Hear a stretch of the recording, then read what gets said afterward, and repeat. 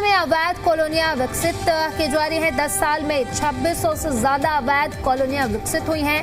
Punjab Haryana high court के आदेश पर यह एक्शन लिया गया है। अवैध कॉलोनियों की जांच एसीबी को सौंपी गई है। निगम अधिकारियों की भूमिका की भी अब जांच होगी। तो प्रदेश में 10 साल के अंदर अवैध कॉलोनियां तेजी से विकसित हुई हैं। सरकार की बेशकीमती जमीन पर कब्जा होता रहा, पर जिम्मेदार अधिकारी सोते रहे।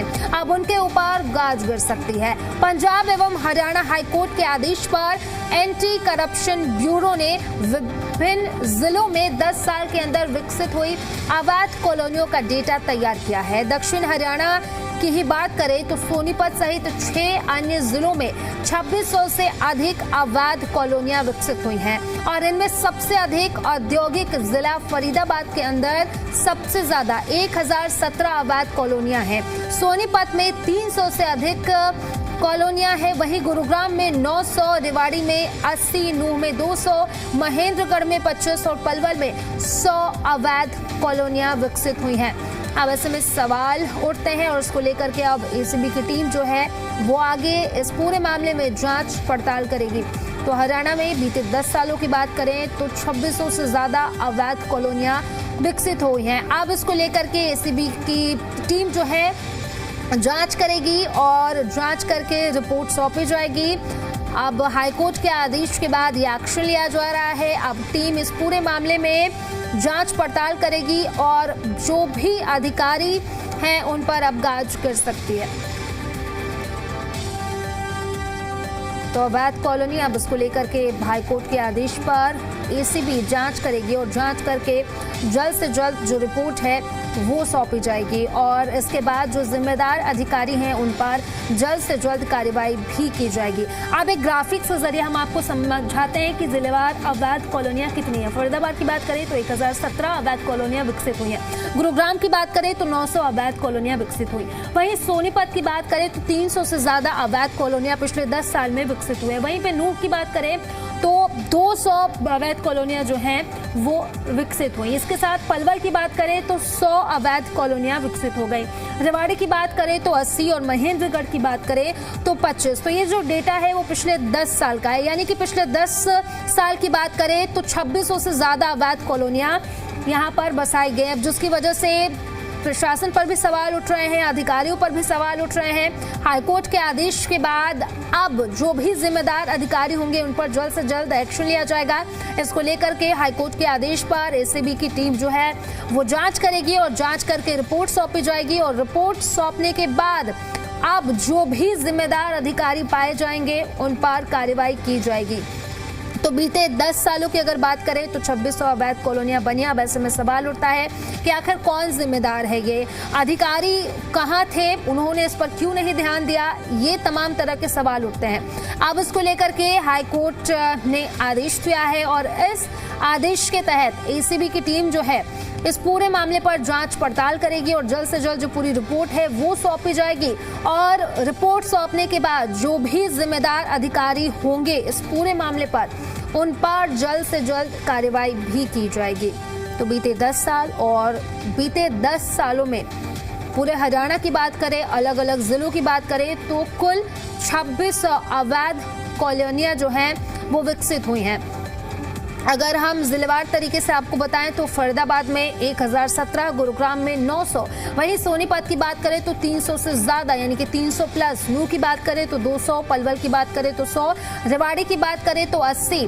तो ये जिलेवार तरीके से हम आपको ग्राफिक्स के जरिए समझा रहे हैं कि 2600 कॉलोनियों में कहां पर ये कॉलोनियां विकसित हुई हैं। फरीदाबाद में सबसे ज्यादा है 1017, उसके बाद गुरुग्राम 900, सोनीपत की बात करें तो 300 से भी ज्यादा यानी कि 300 प्लस।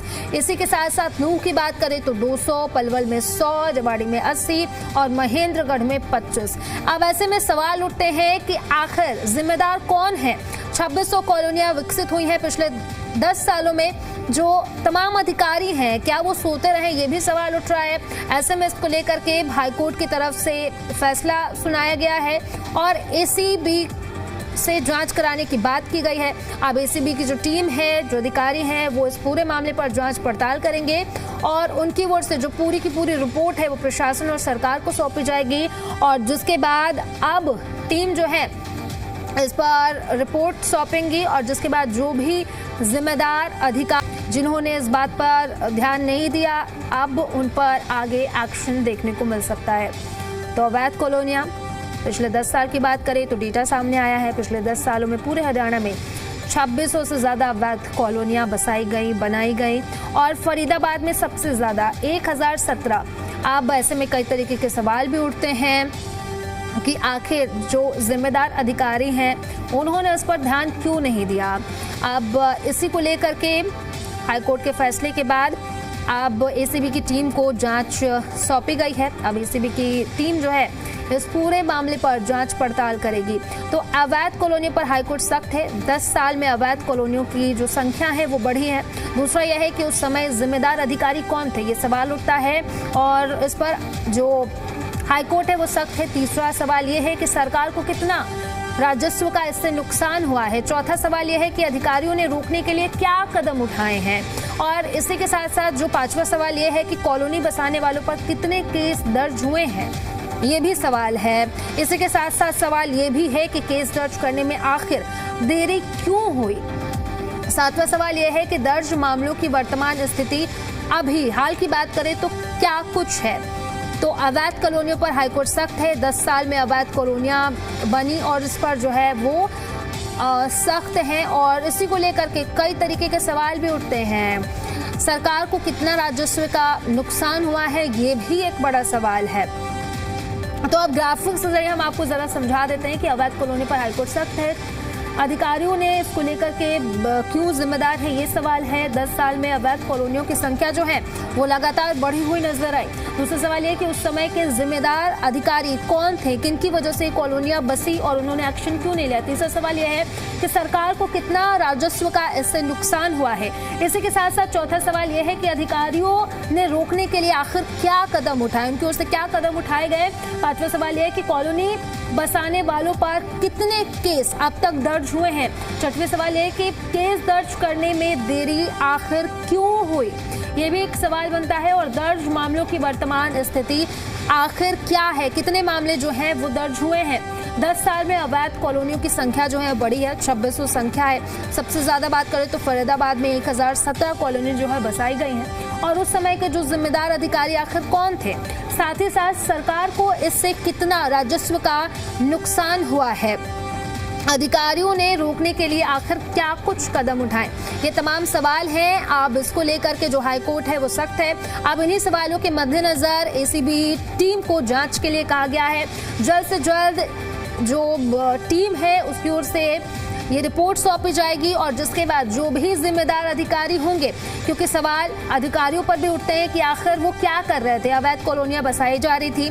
बीते 10 सालों की बात करें तो रिपोर्ट के अनुसार 2600 कुल अवैध कॉलोनियां उठाई गई। अब ऐसे में जो भी जिम्मेदार अधिकारी होंगे उन पर केस दर्ज किया जाएगा, मामला दर्ज किया जाएगा, उन पर आगे गाज गिरेगी, कार्रवाई की जाएगी।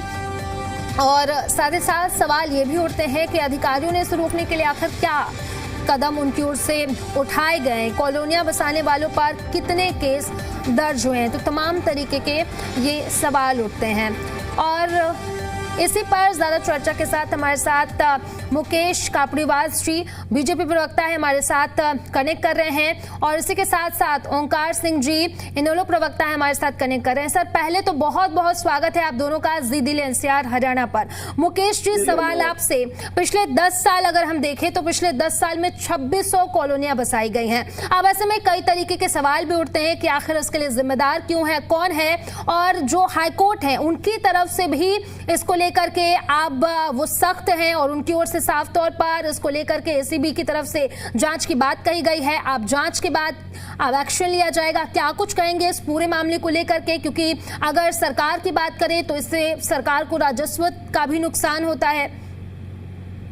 देखिए, जो अभी हाई कोर्ट का निर्णय आपने मुझे बताया, इसकी मुझे अभी अभी जानकारी मिली है। मैं ये मानता हूं कि जो भी हाई कोर्ट का निर्णय होगा वो हमारी सरकार निश्चित रूप से उसको अमल में लाने का काम करेगी। एसीबी की जांच करवाएंगे और जो भी दोषी है उसको सजा मिलेगी। बात यह है कि जैसा कि अभी आपको पता है कि 2600 अवैध कॉलोनियां पिछले 10-12 साल में अमल में लाई गई है। देखिए, निश्चित तौर पर जो अधिकारी हैं वो कुछ प्रॉपर्टी डीलर से मिली भगत करके इस प्रकार की गतिविधियों को वो देते हैं। सरकार ने, अगर आप डेटा उठाएंगे पिछले 10 साल का और उससे पिछले 10 साल का और उससे पिछले 10 साल का, पिछले 30 साल का आप डेटा उठाइए, आप देखेंगे सबसे ज्यादा केस दर्ज हमारी सरकार में हुए हैं। सबसे ज्यादा अगर तोड़फोड़ हुई है हमारी सरकार में हुए हैं। 7A लागू कर करके जो रजिस्ट्रियां बंद करने का काम हुआ, जिसमें अवैध प्लॉटों की रजिस्ट्रियां बंद हो, जिससे गरीब आदमी फंसे नहीं। आप पहले देखते थे, पहले प्रॉपर्टी डीलर्स और जो ये गिरोह था वो लोगों को फंसा करके उनके पूरे जीवन की कमाई 100 गज के 200 गज के प्लॉट दे करके वो कब्जा, उनको एक प्लॉट दे देते थे इलीगल। उसमें क्या होता था कि जो गरीब व्यक्ति प्लॉट लेता था उसको जानकारी नहीं होती थी, जानकारी के अभाव में वो प्लॉट लेता था, मकान बना लेता था और बाद में वो मकान टूटते थे। तो किसी गरीब व्यक्ति की पूरे जीवन की कमाई इस प्रकार व्यर्थ चली जाती थी। तो हमारी सरकार जब 2014 में बनी, आपको पता होगा कि कई हजार कॉलोनियों को तो हमने रेगुलराइज भी किया, क्योंकि गरीब व्यक्ति की तो गलती नहीं थी। उस समय सरकारों की गलतियां थी कि उन्होंने अवैध कॉलोनियां बसने दी, तो उसमें जो मकान बन गए थे, जो गरीब लोगों ने अपने पूरे आजीवन के जो पैसे लगा दिए, अपनी पूरी जीवन की पूंजी लगा दी, तो उनको एक राहत देने का काम सरकार ने किया। हमारी सरकार ने आकर के इसको रोकने का सबसे बड़ा काम ये किया कि हमने 7A के अंदर जो रजिस्ट्री थी, आप अगर तहसील में जाएंगे तो आप अगर प्लॉट की रजिस्ट्री कराएंगे तो आपकी रजिस्ट्री नहीं होगी। एक कनाल से ऊपर की रजिस्ट्रियां जो एग्रीकल्चर रजिस्ट्री हैं वही हो पाएंगी, एक कनाल से नीचे की रजिस्ट्रियां होनी बिल्कुल बंद हो चुकी है 7A के अंदर। ये हमारी सरकार ने काम किया है। पहले आप तहसीलों में जाते थे, पैसा देते थे, आप ही कहीं की भी रजिस्ट्री हो जाती थी। अब कोई भी व्यक्ति एक कनाल से नीचे की रजिस्ट्री नहीं करा सकता। ये हमारी सरकार ने बदलाव किया है। और बात रही कि जो अवैध कॉलोनियों में अगर किन्हीं अधिकारियों ने मिली भगत करके ये हुआ है, तो एसीबी की जांच में दूध का दूध पानी का पानी हो जाएगा, कोई इशू ही नहीं है। हाई कोर्ट के आदेशों की पालना हमारी सरकार करेगी और इसमें जो भी अधिकारी है, अभी आपने देखा होगा हमारी सरकार ने तो IAS अधिकारी को निलंबित किया है। भ्रष्टाचार के प्रति 0 टॉलरेंस है। देखिए, मैं ये मानता हूं कि जब कोई भी मास्टर प्लान बनता है वो एक हरियाणा को एक रूप देने का काम करता है। कहीं पे इंडस्ट्री होगी, कहीं पर रेजिडेंशियल होगा, कहीं पर कमर्शियल होगा। जब रेजिडेंशियल की जमीन में, इंडस्ट्रियल की जमीन में हम कच्ची प्लॉटिंग कर देते हैं तो उससे कहीं ना कहीं मास्टर प्लान डिस्टर्ब होता है, कहीं ना कहीं रेवेन्यू का लॉस होता है, कहीं ना कहीं जो एक हम सुंदर हरियाणा बनाना चाह रहे हैं उसमें रुकावट पैदा होती है। तो निश्चित तौर पर इसकी जांच होगी। एसीबी में जो भी अधिकारी संलिप्त पाए जाएंगे, कठोर निर्णय के साथ सरकार उनके खिलाफ कदम उठाने जा रही है। ठीक है मुकेश जी, आपके पास हम लौटेंगे। ओंकार सिंह जी भी लगातार हमारे साथ बने हुए हैं। ओंकार जी, अगर हम देखें पिछले 10 सालों की बात करें तो जो डेटा सामने आया है उसके हिसाब से कुल 2600 ऐसी कॉलोनी हैं जो बसाई गई हैं। और बात करें फरीदा में तो फरीदाबाद की, तो फरीदाबाद में सबसे ज्यादा 1017 कॉलोनी जो है वो बसाई गई हैं। ऐसे में आप क्या कुछ कहेंगे? और साथ ही साथ जो अधिकारी हैं उन पर भी बात उठती है कि आखिर जो अधिकारी हैं वो पिछले 10 सालों से क्या कर रहे थे? जब अवैध कॉलोनियां बसाई जा रही थी तो आखिर उन्होंने क्यों नहीं रोका? क्या कुछ कहेंगे इसको लेकर? सोनाली जी, कुछ नहीं होना। माननीय उच्च न्यायालय ने निर्णय दे दिया, इस सरकार ने कुछ नहीं करना। पिछले 12 साल से बीजेपी की सरकार है और इनके मंत्री, इनके विधायक, इनके नेता वही कॉलोनियां काट रहे हैं। आम प्रॉपर्टी डीलर तो भूखा मर रहा है आज की डेट में। कॉलोनियां इन्हीं के लोग काट रहे हैं। और मैं बीजेपी के प्रवक्ता से एक बात पूछना चाहता हूँ, जो कॉलोनी अप्रूव होती है और आज जो कॉलोनियां मंत्री और संतरी काट रहे हैं इनके, और जो हुड्डा के सेक्टर होते हैं उनमें रेट होता है जमीन का 50,000 रुपए से 1 लाख रुपए गज। एक गरीब आदमी 50 गज का प्लाट कैसे लेगा? इस चीज का जवाब दे दें। और जितनी कॉलोनियां आज तक काटी जा चुकी हैं, उनको रेगुलर करने में इनको क्या बीमारी है? उनको रेगुलर करें, उनकी रजिस्ट्री खोलें। एक गरीब आदमी जिसने 20 साल पहले एक प्लाट ले लिया 50 गज का, वो आज अपनी अटॉर्नी कराने के लिए हिमाचल जाता है। हरियाणा में प्रावधान नहीं है। हिमाचल में 25,000 से 50,000 रुपए जीपे पे लगते हैं, लेकिन इनको शर्म नहीं है बिल्कुल भी कि हरियाणा के लोग हिमाचल में जाके अपनी कमाई देके जा रहे हैं। ये हरियाणा में क्यों नहीं खोलते पावर अटॉर्नी? और जो कॉलोनियां अब तक कट चुकी हैं, उन कॉलोनियों की रजिस्ट्री खोलने में क्या बीमारी है? कोई कारण तो बता दें। और सबसे बड़ी बात है, आपकी जो कॉलोनी है, जो मंत्रियों की संतरियों की कॉलोनी है, वो तो है 60,000 रुपए गज, 70,000 रुपए गज। एक गरीब आदमी क्या करेगा? और पिछले 12 साल से जब से इनकी सरकार है, पूरे हरियाणा में एक भी हुड्डा का सेक्टर काटा है तो नाम बता दो, एक भी सेक्टर नहीं काटा। और हुड्डा का सेक्टर अगर कटता है, प्लाट होते हैं 500, एप्लीकेशन आती है 10 लाख, कहाँ जाएंगे लोग, कहाँ रहेंगे? ये तो एक ड्रामेबाजी की सरकार है। हाँ, इस निर्णय से, हाई कोर्ट के निर्णय से करप्शन और बढ़ जाएगी। होगा क्या? एसीबी जो जांच करेगी, पैसे लेके बैठ जाएंगे। अब मैंने अंबाला तहसील के अंदर नगर परिषद के सेक्रेटरी के जाली साइन से रजिस्ट्रियां हुई अनअप्रूव्ड कॉलोनियों की, लिखित में दे दिया, डीजीपी को दे दिया, एफसीआर को दे दिया, डीसी को दे दिया, सबको दे दिया। कार्रवाई के नाम पे जीरो, कुछ भी नहीं। मेरा तो इतना कहना है कि आप अवैध और वैध का चक्कर छोड़िए, आप सब तरह की रजिस्ट्री खोलिए, आपको तो रेवेन्यू मिलेगा। आपको क्या दिक्कत है? सरकार को रेवेन्यू चाहिए और जनता परेशान हो रही है। रजिस्ट्रियां बंद होने की प्रकाष्ठा ये है कि 5 जून 2006 को रजिस्ट्रियां बंद हुई थी। आज 20 साल हो गए, हुड्डा सरकार ने बंद करी थी। 20 साल हो गए। जिस व्यक्ति ने अपना प्लाट बेचना है, अपना मकान बेचना है, शादी है, ब्याह है, मरकट है, कुछ भी है, घर में बीमारी है, वो व्यक्ति अपना प्लाट और मकान नहीं बेच सकता। पावर ऑटर्नी कराने के लिए हिमाचल जाना पड़ता है, उत्तरांचल जाना पड़ता है। ये कहाँ का न्याय है? और हमारे संविधान के आर्टिकल 301 में लिखा हुआ है कि हम जमीन कहीं भी खरीद सकते हैं। भाई हमारा कानूनी अधिकार है, आप उसमें क्या लेते हो? हमारे को हमारे अधिकार की छूट दीजिए और सब प्रकार की रजिस्ट्रियां खोलिए। हाँ, अगर डीटीपी ने गलती करके कॉलोनियां कटवाई हैं, आप उसको फांसी चढ़ा दो। ऐसा प्रावधान बना दो कि अवैध कॉलोनी कटे तो उस एरिया का डीटीपी फांसी पे लटकेगा। देखो कॉलोनियां कटनी बंद हो जाएंगी। लेकिन गरीब आदमी को क्यों मारते हो? ये सिर्फ बीजेपी की सरकार है जो पिछले 12 साल से मजे तो इनके बंदे कर रहे हैं, कॉलोनियां इनके बंदे काट रहे हैं। आम आदमी कहाँ काट रहा है कॉलोनी? इतनी कॉलोनियां अंबाला में ले लीजिए, मैं तो अंबाला का निवासी हूँ, वहीं के बीजेपी के जितने नेता सबने काटी है। आप इस पर अंकुश लगाइए, हमें कोई इतराज नहीं, लेकिन एक व्यवस्था ये भी कर दीजिए कि गरीब आदमी 4000, 5000, 6000 रुपए का जो प्लाट कहाँ खरीदे, क्योंकि वो तो इतनी रेट में खरीद सकता है। आज के दिन में HKRN में युवाओं का सत्यानाश कर दिया।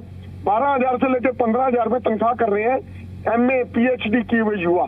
वो क्या 50,000 रुपए गज का प्लाट खरीद पाएंगे? नहीं खरीद पाएंगे। ठीक है ओंकार जी, आपके पास मैं लौटूंगी। हमारे साथ हरपाल कलमपुरा जी भी जुड़े हुए हैं, कांग्रेस प्रवक्ता हैं। सर बहुत बहुत स्वागत है पहले तो जी दिल्ली NCR हरियाणा पर। सर मैं आपसे समझना चाहूंगी कि आप इस पूरे मामले पर क्या कुछ कहेंगे। 12 साल से देखा जाए तो बीजेपी की सरकार है। पिछले 10 साल के अगर हम डेटा की बात करें तो 2600 कुल अवैध कॉलोनियां बनाई गई हैं और अब इस पर हाई कोर्ट जो है वो सख्त है और साफ तौर पर जांच के आदेश दिए गए हैं।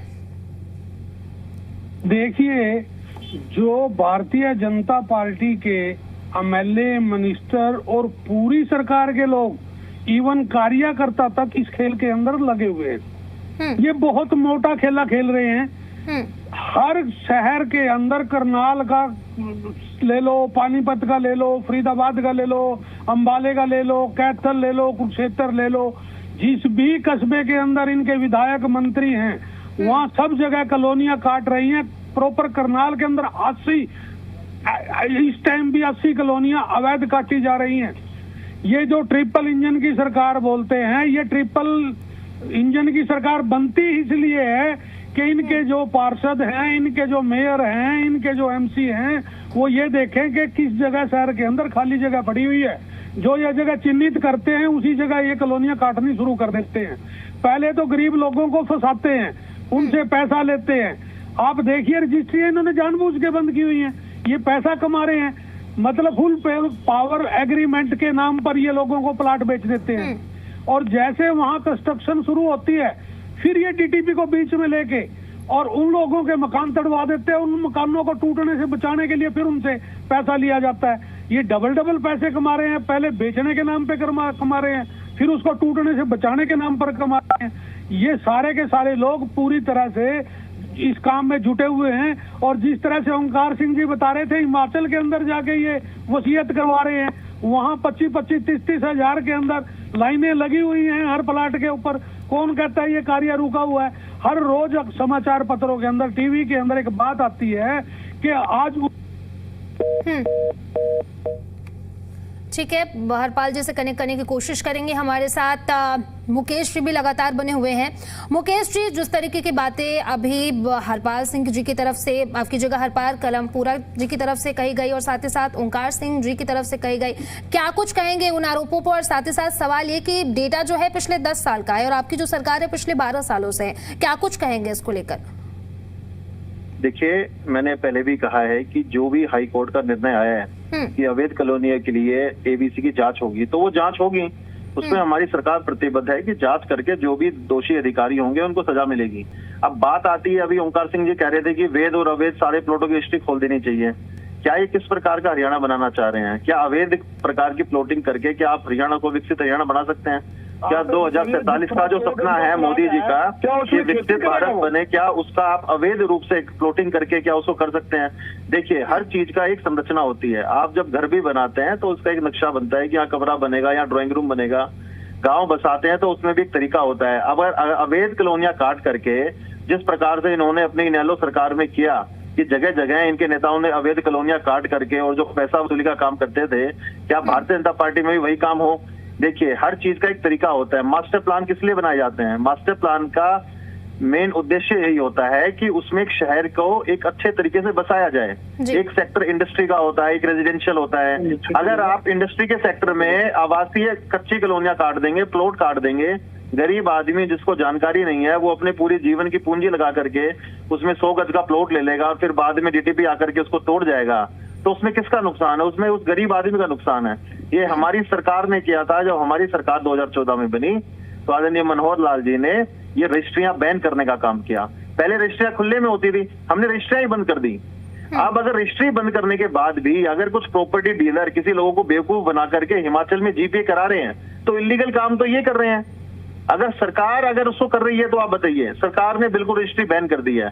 अब बात आती है कि जो पिछले साल कई 20 सालों में 30 सालों में जो इन्होंने अवैध कॉलोनियां काटी हैं उसको हमने रेगुलराइज करने का काम किया है, जिसमें आज 300-400 मकान बन गए। गरीब लोगों को इनके प्रॉपर्टी डीलरों ने बेवकूफ बना करके जो मकान बना दिए थे, तो हमारी सरकार ने उसको रेगुलराइज किया है। बहुत सारी कॉलोनियां जिनको मान्यता दे दी, उसमें शिविर लाइन डल रही है, उसमें रोड बन रहे हैं, उसमें लाइट जा रही है। हमारा किसी भी गरीब व्यक्ति को नुकसान पहुंचाने का कोई ना उद्देश्य है। सरकार अंत्योदय की सरकार है। गरीब से गरीब आदमी को भी कैसे सरकार की योजनाओं का लाभ मिले, ये उसकी सरकार है। लेकिन हर चीज का एक तरीका होता है जी। आप मास्टर प्लान के साथ छेड़छाड़ करोगे तो आप हरियाणा को कैसे डेवलप करोगे? आप कोई रेजिडेंशियल एरिया में अगर कोई इलीगल फैक्ट्री लगा दे तो आप मुझे बताइए क्या वो ठीक है? अगर कोई इंडस्ट्रियल एरिया में कच्ची कॉलोनी काट दे और गरीब लोगों को गुमराह करके उनकी जीपे हिमाचल में करवा लाए तो क्या ये ठीक है? ये कह रहे हैं हमें तो रेवेन्यू से मतलब है। अरे ऐसा नहीं होता। रेवेन्यू कहाँ से आ रहा है? क्या रेवेन्यू वैध तरीके से आ रहा है, अवैध तरीके से आ रहा है? और जब भी कोई चीज अवैध होगी, अगर इस प्रकार से अनप्लान्ड तरीके से अगर आप किसी भी तरीका, इसका मतलब तो ओंकार सिंह जी की बात तो ये हुई कि जिसको जहां रजिस्ट्री करवानी कराओ, जिसको जहां मकान बनाना है बनाओ। तो भविष्य में आप किस प्रकार के हरियाणा की परिकल्पना कर रहे हैं, ये इनेलो के प्रवक्ता ने खुद बता दिया कि इनकी सोच किस प्रकार की है। कोई प्लानिंग तो है ही नहीं। कह रहे कहीं पे भी कच्ची कॉलोनी काट दो, ऐसे थोड़ी होता है। सरकार को रेवेन्यू के साधन सरकार के पास अनेक होते हैं, लेकिन एक अच्छे तरीके से सुव्यवस्थित तरीके से डेवलप्ड हरियाणा कैसे बने, 2047 में जब विकसित भारत होगा तो उसमें विकसित हरियाणा कैसे बने, उसकी रूपरेखा हमें देखनी है। और हमारी सरकार, नायब सरकार जो है, अब एसीबी की जो टीम लगेगी, जो दोषी अधिकारी होंगे उनको सजा मिलेगी, इसमें तो कोई दो राय है ही नहीं। अभी हमने बड़े बड़े अधिकारियों को सस्पेंड किया है। क्या कभी ऐसा होता था इनेलो सरकार में, कांग्रेस सरकार में, कि आईएएस को सस्पेंड किए जाते थे? आईएएस से सस्पेंशन किए हमने थोड़ी सी चूक मिलने पर। तो अधिकारियों पे सरकार सख्त है। निश्चित तौर पर जो भी हाईकोर्ट का आदेश है उसकी पालना करते हुए। जी ठीक है, लौटेंगे आपके पास। ओंकार जी, आप क्या कहेंगे? अब 2600 कुल, बिल्कुल 2600 कुल अवैध कॉलोनियां हैं, इसमें हजारों लोग होंगे। ऐसे में सवाल उठता है कि जो लोग होंगे, अब वाजिब सी बात है कि गरीब होंगे, आखिर जब रिपोर्ट सामने आएगी तो उन लोगों का क्या होगा? सोनाली जी, 2600 कॉलोनियां नहीं है। 2600 तो वो कॉलोनियां जो चिन्हित होगी। कॉलोनियां तो 25,000 से ऊपर होंगी जो इनके राज्य में कटी हैं। और मैं तो एक बात अपने भाई से पूछना चाहता हूँ, हरियाणा का ठेका ले लिया आपने क्या? हरियाणा का ठेका नहीं लिया आपने। जनता सुप्रीम है, लोकतंत्र है। जिस व्यक्ति के पास 50 गज 100 गज का प्लाट है, जिसने 20 साल पहले खरीद लिया, या छोड़िए जिसने 10 साल पहले खरीद लिया, तो 50 गज में क्या गेहूं उगाएगा? क्या करेगा उसमें? और मकान बन गया उसका, क्या करेगा वो? क्या आपकी सरकार ने वो तो हमने रेगुलराइज कर दिया है, जो 20 साल पहले कॉलोनी कटी थी, उसको तो रेगुलराइज कर दिया है सरकार ने। सुनिए दायरे रख के सुनिए, वही तो मैं कह रहा हूँ। ठीक है, तो मैं कह रहा हूँ, आज तक जितनी कॉलोनियां कट गई, आप उनको रेगुलर कीजिए। आगे से कानून ऐसा बना दीजिए कि जिस डीटीपी के एरिया में अवैध कॉलोनी कटेगी, उस डीटीपी को 1 महीने में फांसी दे दी जाएगी। देखिए कैसे कॉलोनी कटती है। फिर आप जो अब तक कट चुकी, जो व्यक्ति 100 गज 200 गज 50 गज जमीन लेके मालिक बन चुका है, उस व्यक्ति को आप क्या कहोगे बताओ? उसके गाढ़े खून पसीने की कमाई ये बीजेपी सरकार खाना चाहती है। और एक चीज और है, जब 50 या 100 गज के प्लाट एक जगह कट गए, उन कटे हुए प्लाटों को आप कैसे इकट्ठा करोगे? आप कैसे इकट्ठा करोगे ये बता दो हमारे को। आप उनको कोई समाधान तो करोगे? जनता सुप्रीम है, जनता ने चुना तुम्हारा, और 1 मिनट में उठा के बाहर फेंकेगी जनता, जिस टाइम फेंकने पे आएगी। आप ऐसा प्रावधान बना दीजिए कि आज तक जितनी कॉलोनियां कट गई हैं, उन सबको अप्रूव करे, उन सबकी पावर ऑटर्नी और रजिस्ट्री खोले सरकार। क्यों जनता को हिमाचल में जाना पड़े? ऐसी व्यवस्था करे कि आगे कॉलोनियां न कटे। ठीक है, आपके पास हम लौटेंगे। हरपाल जी, एक लास्ट कमेंट क्या कहेंगे इस पूरे मुद्दे को लेकर के? 2600 कॉलोनियां जो है अवैध है, पिछले 10 साल की हम बात कर रहे हैं। देखिए, ये जो भारतीय जनता पार्टी के लोग हैं, ये खूब पैसा कमा रहे हैं। जब ये अवैध कॉलोनियां काट रही हैं, तो इनका कोई उसको बंद करने का मतलब, अगर इनकी नीयत साफ होती तो ये पर्चे दर्ज करवाते। जो लोग कॉलोनियां काट रहे हैं उनके खिलाफ पर्चे दर्ज कराओ, उनके नाम चिन्हित करके न्यूज़पेपर के अंदर दिखाओ कि ये फलां आदमी कॉलोनियां काट रहे हैं, और डीटीपी को टाइट करो, डीटीपी को लगाओ। जब इनके सारी जगह हिस्से होते हैं, इसलिए ये किसी के ऊपर पर्चा दर्ज नहीं करते, और इसलिए किसी को ये मतलब सारे मिलजुल के बांट के खा रहे हैं सारे के सारे। ठीक है, और ये सरकार सिर्फ इसी काम में। ठीक है हरपाल जी, माफी के साथ रोकना चाहूंगी, समय की कमी है। बहुत बहुत शुक्रिया हरपाल जी आपका, मुकेश जी आपका, और साथ ही साथ ओंकार जी आपका। आप हमारे साथ जुड़े और आपने इस चर्चा पर अपनी बात रखी, इस मुद्दे पर अपनी बात रखी। अब फिलहाल अब देखने वाली बात होगी कि आने वाले दिनों में जो 10 साल का डेटा सामने आया है, 2600 जो कॉलोनियां हैं वो अवैध हैं। अब आगे आखिर कौन कौन से जो अधिकारी हैं उन पर गाज गिरती है। अवैध कॉलोनी में जिलों की हिस्सेदारी क्या है वो जरा हम आपको एक बार ग्राफिक्स के जरिए बता देते हैं। फरीदाबाद की बात करें तो 39% हिस्सेदारी है, वहीं नूह की बात करें तो 8% है, और अन्य जिलों की हिस्सेदारी की बात करें तो ये 6% है। तो अवैध कॉलोनियों में जिलों की कितनी हिस्सेदारी है वो हम आपको ग्राफिक्स के जरिए बता रहे हैं। फरीदाबाद में 39% है, गुरुग्राम में 35% है। वहीं अगर सोनीपत की अगर हम बात करें तो यहाँ पर 12% है, नूह की बात करें तो 8% है, और अन्य जिलों में 6% है। यानी कि सबसे ज्यादा जो है वो फरीदाबाद में 39% है, गुरुग्राम में 35% है, और इसी के साथ साथ सोनीपत की बात करें तो यहाँ भी है, और नूह की बात करें तो 8% है।